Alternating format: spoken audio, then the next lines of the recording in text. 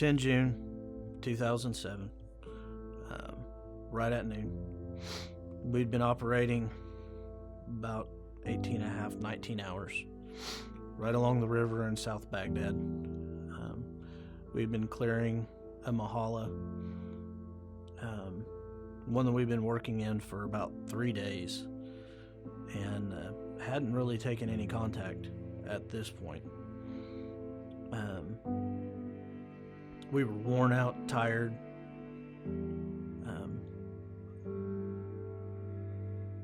Got a call from our battalion TAC saying that they had found an unexploded piece of ordnance on the northern side of the sector we were operating in.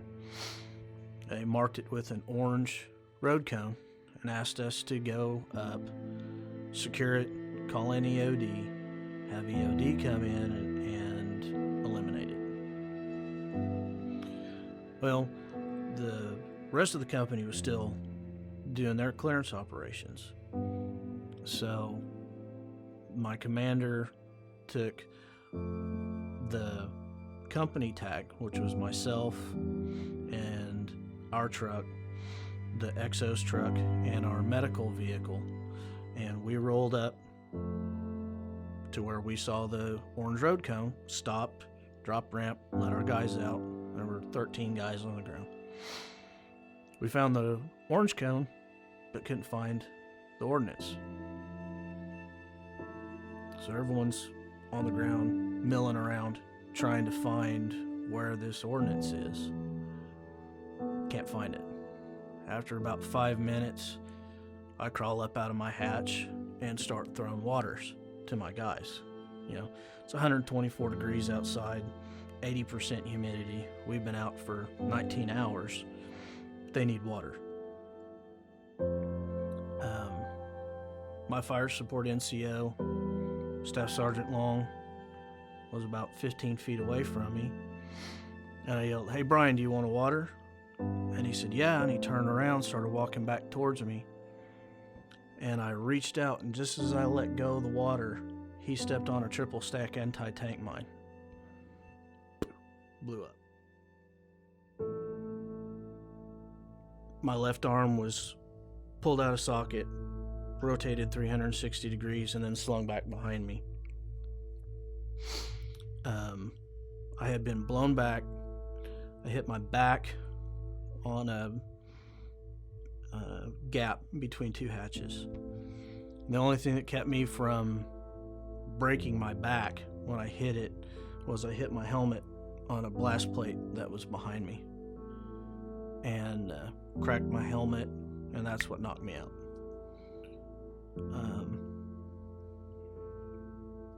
Immediately we started taking fire.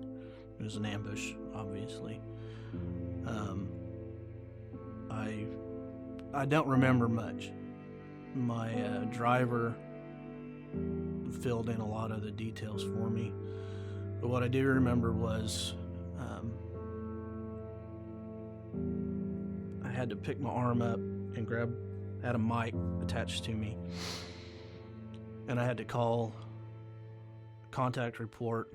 I had to get medical assets in, and I had to maneuver my entire rifle company into our area to support us because we were taking fire. There was only 13 of us, and most of them were on the ground, knocked out, injured. I didn't know who was dead, who wasn't, how bad it was. All I knew was it was bad. So I'm doing this and returning fire. Finally got everyone up there and realized that Sergeant Long's gone. We can't find him. It wasn't until 10 years later that he really saved my life. I was addicted to opiates from the VA. Led my life down a very dark path. The loss of not only him, but the 10 other guys that we lost over there as well, just wreaked havoc on me mentally.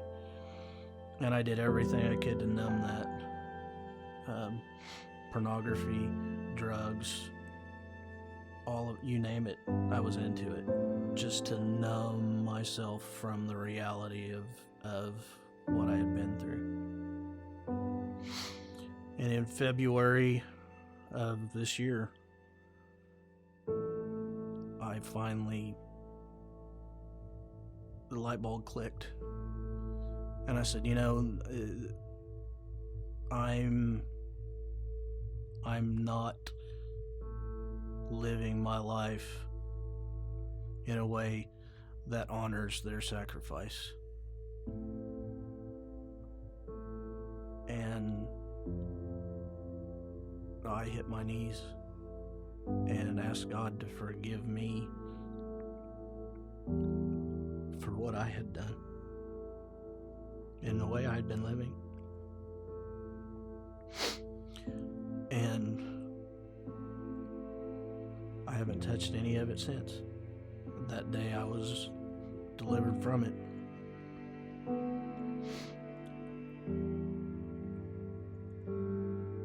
And it's because of their sacrifice that I found the strength to face my demons finally. And now every day when I wake up and I have my quiet time with God, I know that I'm living my life in a way that honors them.